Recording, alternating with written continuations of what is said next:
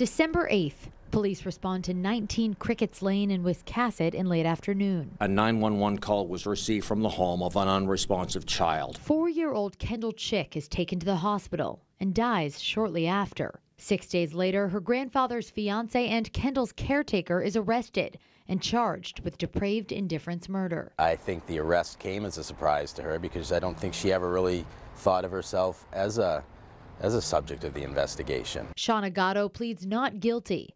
Court documents reveal shocking details.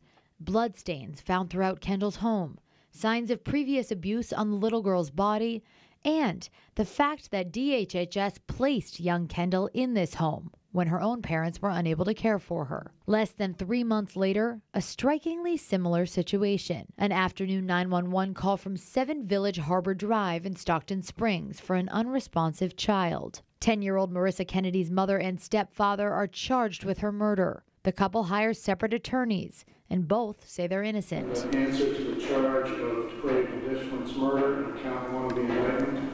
Not guilty. Again, court documents paint a disturbing picture of the 5th grader's life. Marissa was allegedly beaten to the point where she could no longer walk or talk. Police were called to her home in Bangor at least 6 times. Her young classmates remember her constantly falling asleep at school. She had to take naps throughout the day. In November, Marissa stopped going to school altogether. Administrators at Marissa's previous school in Bangor say they filed multiple complaints of suspected abuse for the then 4th grader. They don't know if DHHS ever followed up on those reports. News Center Maine has asked the DHHS commissioner multiple times what DHHS did to protect these girls, but he won't say. We also filed 2 Freedom of Access requests demanding the case files of Marissa and Kendall.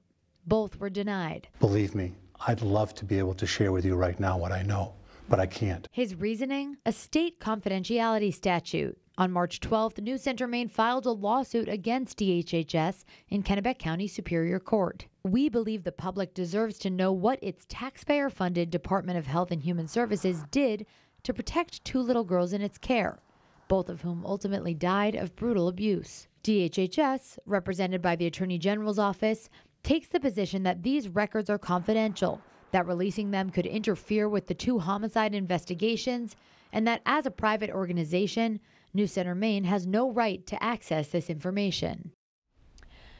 Justice William Stokes is going to hear our case in Augusta tomorrow. It could go a variety of ways. We could lose and the judge could side with DHHS. If we win, we could get all of the case files we request, we could get redacted versions, or we could get a summary of those files from DHHS. We've expressed to the judge that we do not want a summary because we have no way to independently verify whether or not it's truthful.